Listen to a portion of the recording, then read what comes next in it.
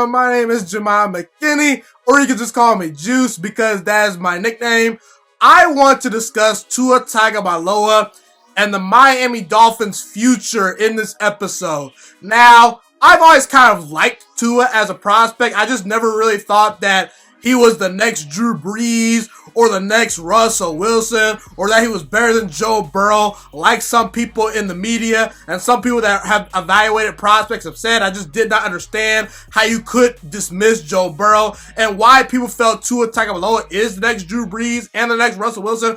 I'll get into the reasons why I had pushback about those things in a little bit, but the more and more I think about Tua Tagovailoa and his situation with the Miami Dolphins, the more and more successful I think he is going to be. I've had a lot of opportunities to sit down and think about these players and these teams because, well, quite frankly, my parents would not let me get out the house. There's not a whole lot to do these days, and I am committed to my craft. So that's the reality right there. But either way, I believe the Miami Dolphins have been lacking a star at the quarterback position for a long time. Dan Marino was a star, but after Dan Marino, it's been a lot of quarterbacks I don't know about. You know, Patrick Mahomes feels like a star.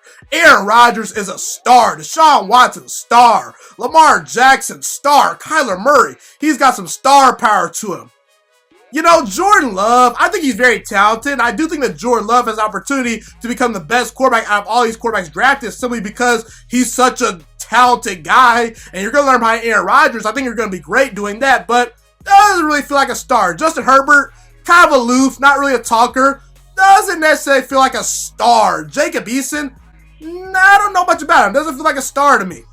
Tua Tagovailoa played at Alabama. He won a national title there. People know who Tua Tagovailoa is. So I do believe that he's going to bring a star quality to the Miami Dolphins organization. I believe Tua Tagovailoa is going to sell tickets. And in fact, he's already selling a bunch of jerseys. Tua Tagovailoa's aqua colored jersey and his white colored jersey, they're selling a ton. In fact, Tua Tagovailoa has the two highest selling jerseys at the moment. He's been selling more jerseys since he's been drafted than Tom Brady, Aaron Rodgers, Patrick Mahomes, and even Joe Burrow. So from a revenue perspective, the Miami Dolphins are always winning. You can sell Tua Tagovailoa's face to your franchise. You can sell that guy as maybe being the face of the league if he becomes a great quarterback. And look, I had my questions about Tua Tagovailoa. It was mainly due to his arm strength. I think that he has a good arm, but not necessarily a cannon. And I'm going to show you guys a play versus Tennessee in which Tua Tagovailoa has a clean pocket. By the way, this will be on YouTube for you guys to look at, not podcasting platform. Sorry about that. But either way, so Tua has a clean pocket versus Tennessee, and Henry Ruggs is butt naked wide open. And Tua Tagovailoa puts all of his arm strength into this throw, and he throws Henry Ruggs, and it does not result in a touchdown. His arm strength is a little bit concerning. I think that Tua Tagovailoa is a system quarterback, and there's nothing wrong with that.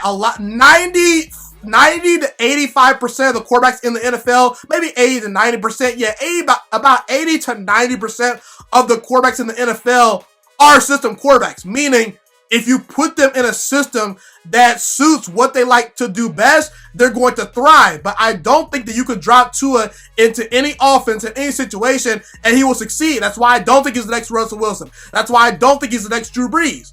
Okay? And Tua Tagovailoa is a good athlete, but not necessarily a great athlete. And I do think that Tua thinks he's more mobile than he actually is. And at times, that can cause him to get into trouble. That can cause him to, take some unnecessary hits. He can get into trouble a little bit outside that pocket. And my big knock on Tua Tagovailoa also was that last year, not this past year, because this year he got injured versus Ole Miss, didn't play the full entire season, so I can only evaluate him so much. But last year, when Tua Tagovailoa faced Mississippi State, when he faced the University of Georgia in the SEC title game, and when he faced Clemson in the national championship game, he wasn't that good. And you have to realize something. Tua Tagovailoa had a lot of talent around him at Alabama. He had a lot of great wide receivers, a lot of great running backs, a well above average offensive line. So that was always my biggest knock on Tua Tagovailoa. But I'm going to say this, and I'm going to say it time and time again. Where you get drafted matters. Patrick Mahomes landed in a great situation. Russell Wilson landed in a great situation. Josh Allen, Lamar Jackson, they landed in great situations.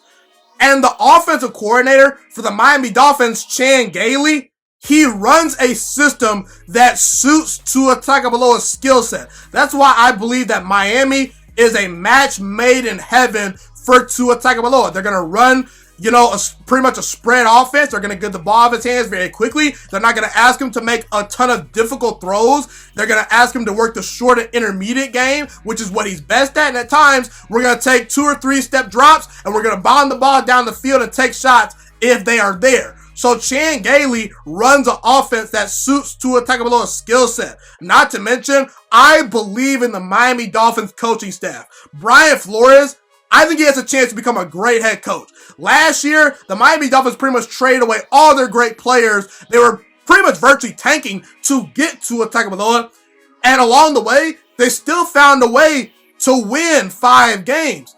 Towards the end of the season, the Miami Dolphins were 5-4 in their last 9 games. That's pretty impressive considering the fact that roster was not one of the most talented rosters in the entire NFL. The Dolphins at the end of the season beat the Patriots and the Eagles, 2 teams that were fighting for playoff spots at the time. The Patriots were trying to win that game in Week 17. It cost the Patriots a first-round bye when they lost to the Miami Dolphins. And listen, Miami is one of those cities in which it will attract free agents. A lot of people would love to live in sunny Miami, Florida. That's just a place that's going to attract stars. Free agents are going to want to play there. So, listen, the Miami Dolphins, they're taking advantage of that. They signed Shaq Lawson, Emmanuel Agba, Kyle Van Noy, Byron Jones in the offseason. They've improved their defense. And also, they've invested in trying to improve the offensive line through free agency and the draft. They signed Eric Flowers, who was not a great offensive tackle, but once he left the New York Giants and got a shot at being a guard with the Washington Redskins, he turns into a very good, well above average player. So Eric Flowers is going to be a star for this team.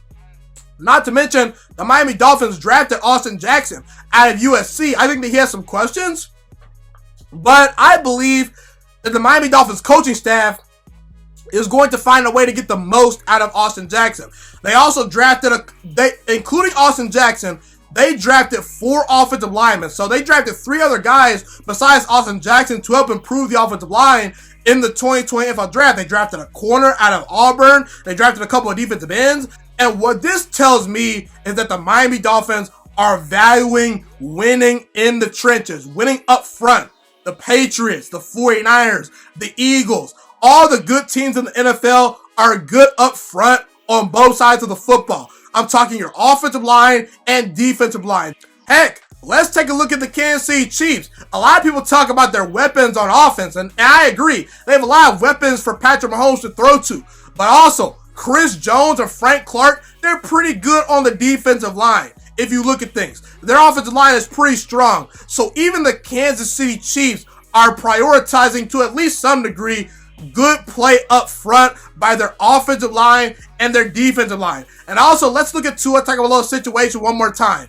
I don't think that he's in any rush. The reason why is because the Miami Dolphins front office is invested in Brian Flores and the coaching staff for at least the next 3 to 4 years. They're going to give Brian Flores at least about 3 to 4 years to try and work his magic, to establish his own culture. So the Miami Dolphins are not going to rush Tua Tagovailoa onto the field to play. They're going to give him the amount of time that he needs.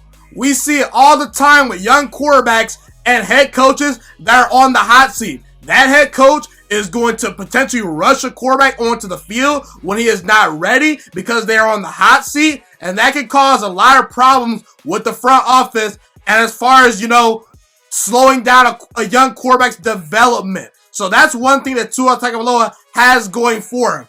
Also, he's going to be able to learn behind a veteran quarterback, Ryan Fitzpatrick. Ryan Fitzpatrick is not the greatest quarterback in the world, but he's played a lot of football. He's very experienced, and I do believe that Tua Tagovailoa can learn from Ryan Fitzpatrick, who is a veteran that can teach him a thing or two about the game of football. And also, if you're the Miami Dolphins, you don't have to rush Tua Tagovailoa onto the field immediately as a rookie simply because Ryan Fitzpatrick is at least good enough to win you a couple games here or there. And also, let's look at Tua Tagovailoa's division. I think that Josh Allen and the Buffalo Bills have a chance to be very good this year. But long term, am I sold on Josh Allen? I'm not quite so sure. Josh Allen has yet to complete 60% of his passes for an entire season. I think that Tua Tagovailoa is a better prospect than what Josh Allen was when he was coming out of Wyoming. So while Buffalo is going to be good for the next couple of years, if Josh Allen cannot, elevate his play, I don't know how high their ceiling can become as a football team. Not to mention, the New England Patriots' rigid system at times seems to not be working these days. Their dynasty just ended. Tom Brady is no longer there. And as far as the New York Jets go, I'm not sold on them as a football team. I'm not sold on Sam Darnold as a quarterback. I don't think that he's all that great. I'm not sold on Adam Gase as the long-term head coach.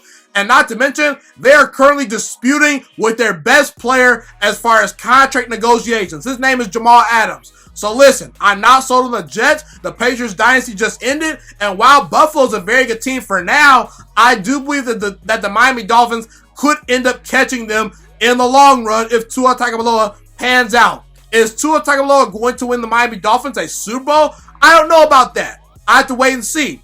Is Tua Tagovailoa going to be the next Russell Wilson or the next Drew Brees? Probably not. I don't think so. I would not bet money on those things. But I think that Tua Tagovailoa is accurate. He's a very good anticipatory thrower.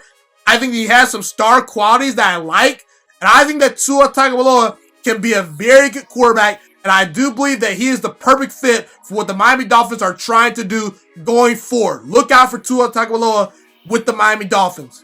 Thank you so much for watching this video today. Please also note that the juiciest Sports Podcast is not just a YouTube channel. It is available on all podcasting platforms, including Spotify, Google Podcasts, iTunes, and Apple Podcasts. Also, if you enjoyed this video, be sure to like, comment, subscribe, and share this content with all your friends.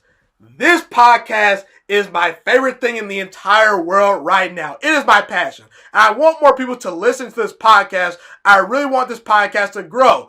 Also, a fun fact about me is that I want to go into the sports broadcasting and media world once I graduate from the University of Toledo, a college in Northern Ohio. I currently am a freshman there right now. I am looking to become one of the next great sports broadcasters and analysts out in the world. And I potentially would like to start my own network if this podcast really truly grows. Or if I fall short of that goal, I would love to work for a big-time network like ESPN or Fox Sports 1. I am open to all networks. So if you believe in my dreams and you see or hear my passion through the screen, be sure to tell all your friends about the juiciest Sports Podcast. Stay motivated, you guys. Have a God bless day, and I'm out.